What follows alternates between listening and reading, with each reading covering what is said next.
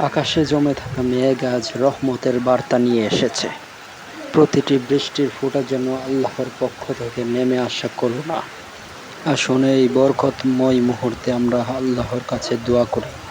আল্লাহ যেন আমাদের গুনাহ মাফ করে দেন, আমাদের রিজিক হালাল ও বরকতময় করে দিন, আমাদের অন্তরকে পরিশুদ্ধ করে দিন। বৃষ্টি শুধু জমিনকে নয়, মনকেও জীবিত করে তোলে। আল্লাহ তাআলার কুদরতের নিদর্শন প্রতিটি ফোঁটার মাঝে লুকানো। রহমতের এই বৃষ্টির শেষে আলোকিত হয় দিগন্ত।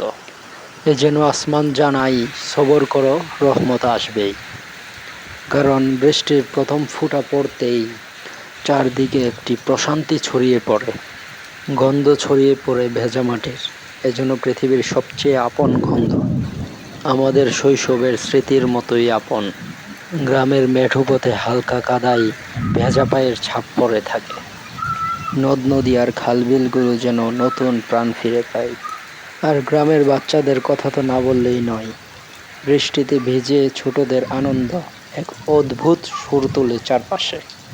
আর এমন দিনে মায়ের হাতের এক কাপ চা তো যেন বৃষ্টির সাথে চিরন্তন বন্ধন।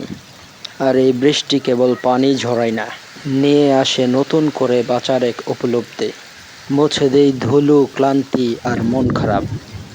আর হৃদয়কে নরম করে দেই, গাফেল মনকে মনে করিয়ে দেই আমরা কতটা নির্ভরশীল এক মহান স্রষ্টার উপর। আর বিভিন্ন হাদিস গ্রন্থেও বৃষ্টির কথা উল্লেখ রয়েছে।